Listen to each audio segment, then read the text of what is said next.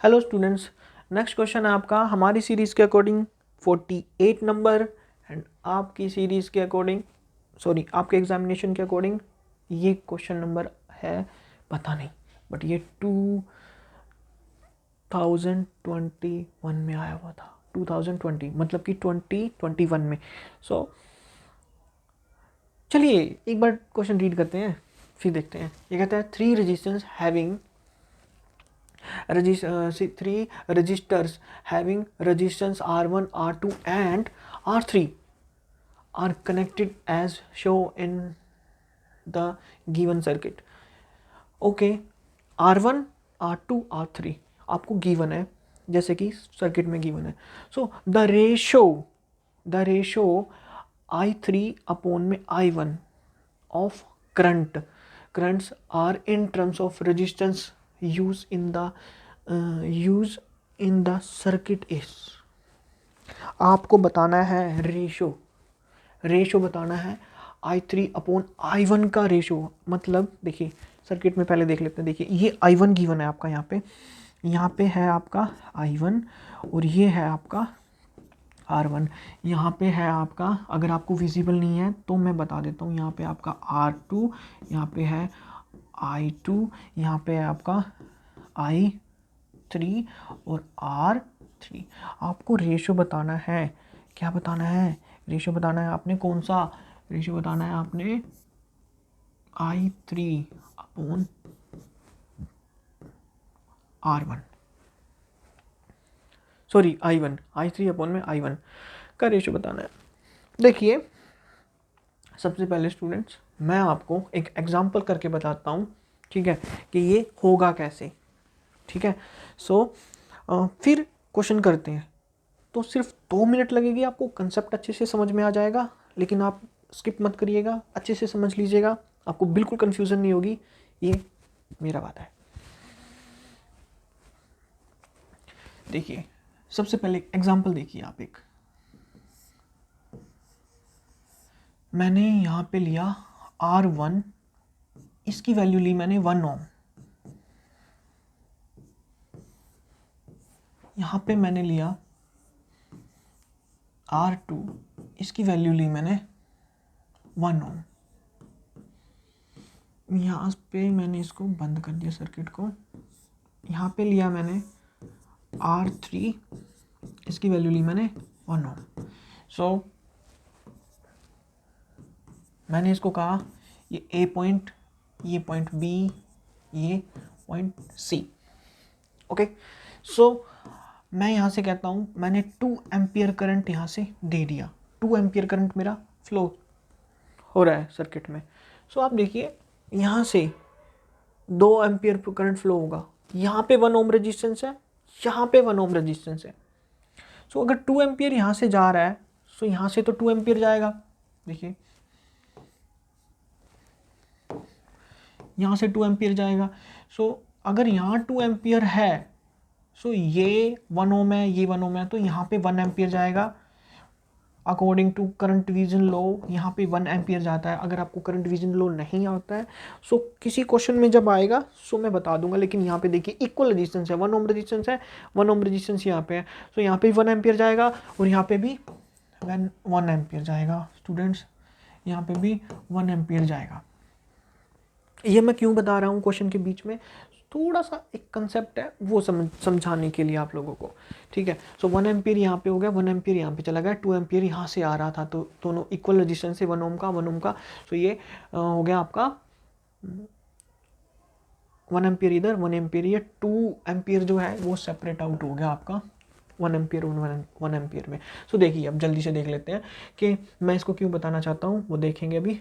देखिए ये यहाँ पे आप, यहाँ पे A है, यहाँ पे पॉइंट B है, तो यहाँ A B इस पॉइंट और इस पॉइंट के बीच में वोल्टेज नहीं, आपने B और C के बीच में आप वोल्टेज देखिए कितनी है। ठीक है, देखिए यहाँ पे जो हमारी V2 वोल्टेज है, I into R, V equal to I R, V equal to I into R। ये होगी मेरी 1 वोल्ट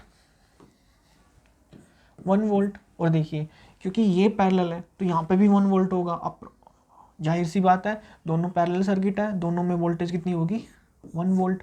सो वैसे भी 1 करंट 1 रेजिस्टेंस तो 1 वोल्ट आएगा, यहाँ पे भी 1 वोल्ट, दोनों 1 वोल्ट।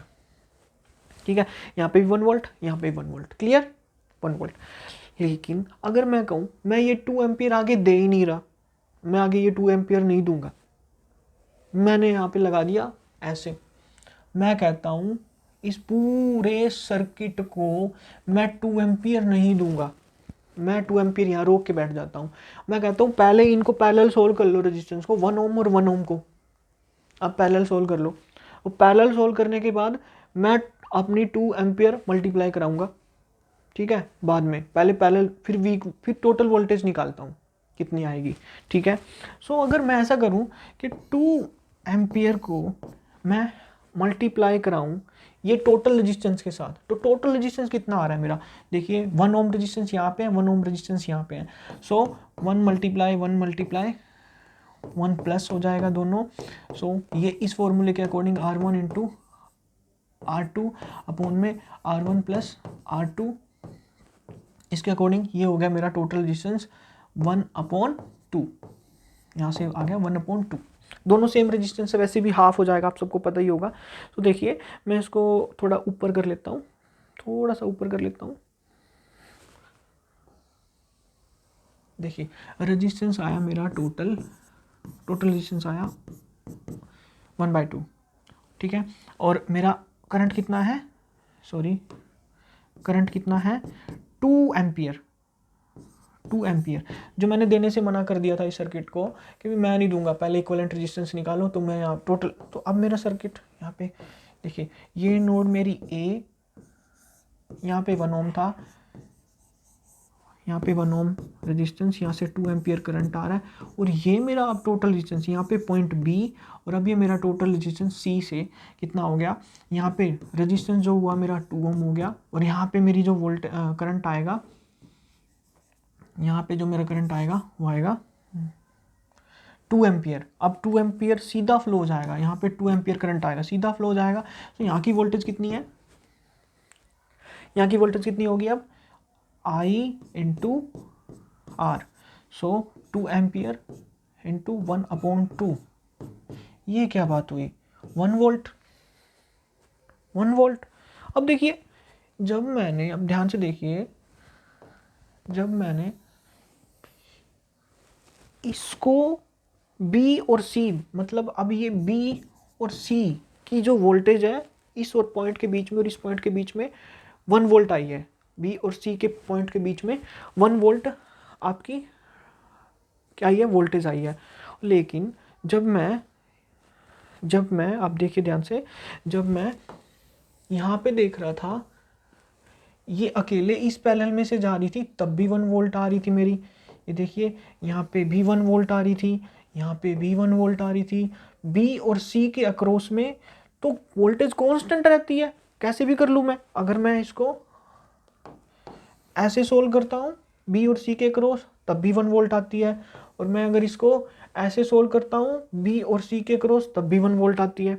सो इसका मतलब वोल्टेज कांस्टेंट रहती है, ठीक है, हेंस प्रूफ के वोल्टेज कांस्टेंट रहती है, बी और सी के अक्रॉस हमेशा वोल्टेज कांस्टेंट रहती है, चाहे मैं ये लेके करूं या फिर मैं पूरा लेके करूं, इन दोनों को पैरेलल लेके करूं। बस ये 2 केस आपने याद रखने हैं कि पैरेलल लेके करना है, और इसके अकॉर्डिंग मतलब ये बी और ये इस वाला केस लेके करना है और इस वाला केस लेके करना है आपने, तो ये कांस्टेंट रहता है, बी और सी के अक्रॉस वोल्टेज कांस्टेंट रहती है। सो आपका क्वेश्चन क्या कहता है, आपका क्वेश्चन कहता है कि हमें I3 और I1 चाहिए, I3 और I1 चाहिए, ठीक है, हम बिल्कुल देंगे आपको I3 एंड I1। सो आप अपना क्वेश्चन सोल्व करना स्टार्ट करते हैं, ठीक है। तो क्वेश्चन है हमारा, यहाँ पे हमें गिवन है R1 और यहाँ पे गिवन है I1, और यहाँ पे गिवन है हमें R2 और यहाँ पे I2, और यहाँ पे गिवन है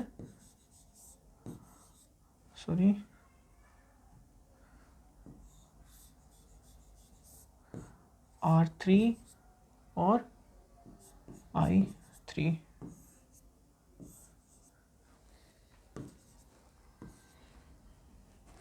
सो यहाँ पे देखिए हमारा जो I3 है, जो हमारा I3 आएगा, ये देखिए यहाँ पे पॉइंट B है, यहाँ पे मैं मान लेता हूँ C है, यहाँ पे सॉरी यहाँ पे गिवन है, यहाँ पे B है और यहाँ पे पॉइंट,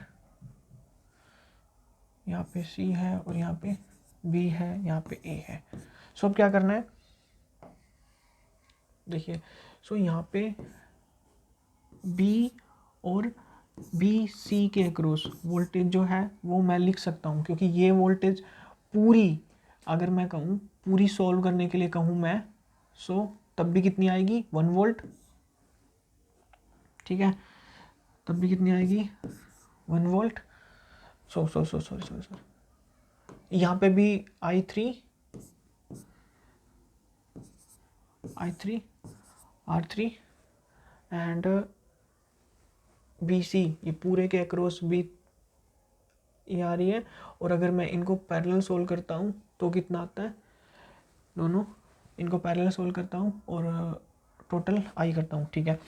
पैरेलल सोल्व करता हूँ मैं रेजिस्टेंस को एक बार, तो BC के अक्रॉस ये भी BC वोल्टेज है और यहाँ पे BC कितनी है, मैं फिर से एक बार निकालता हूँ कि मैं इन दोनों को पैरेलल सोल्व करता हूँ। एक बार पैरेलल सोल्व करके कितना आ रहा है मेरा, R1 पैरेलल R1 नहीं आएगा, R2 आएगा, R2 R3। सो इन दोनों को पैरेलल सोल्व करता हूँ तो क्या आता है, R3 2 into R3 plus R2 plus R3। देखिए ये पैरेलल सोल्व हो गए ये। तो पैरेलल सोल्व होने के बाद देखिए अगर इसको अब I1 से मल्टीप्लाई कर दूं, क्योंकि ये दोनों मेरे रेजिस्टेंस अब कैसे हो गए हैं, मान लीजिए ये टोटल हो गया मेरा R। सो अब देखिए यहाँ से मेरी I1 जाएगी, ये R1 है और ये मेरा रेजिस्टेंस आया R, और ये टोटल R आ गया मेरा, क्योंकि ये टोटल R मैंने मान लिया ये टोटल R है, और यहाँ पे ये I1 ही जाएगी, अब I1 जाएगी, यस I1 जाएगी किसी सीरीज़ में। सो ये वोल्टेज जो आएगी मेरी, मान लीजिए ये वोल्टेज है मेरी B और C, बस क्लियर हो गया आपका, C नहीं आएगा, यहाँ पे भी आएगा, सो सॉरी थोड़ी गलती हो जाती है, BCA। देखिए ये BC वोल्टेज जो है, BC यहाँ से B और C मेरी वोल्टेज क्या आ रही है, B और C वोल्टेज मेरी क्या आ रही है, ध्यान से देखिए, ये आ रही है मेरी R into I1, R into I1 आ रही है, BC R इंटू I1 आ रही है, क्योंकि R मेरा पैरेलल है।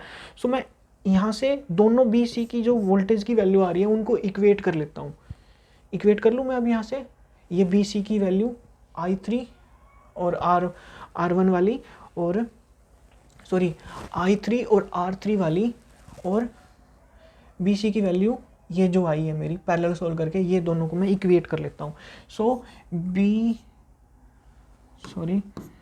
ये BC इक्वल टू क्या आ रही है मेरी, I1 इक्वल टू I3 और R3।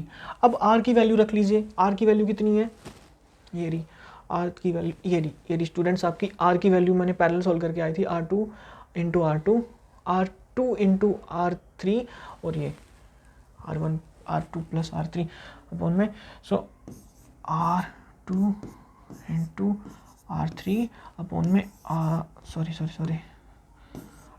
R2 प्लस R3, ये हो गया मेरा I1 equal to I3 R3।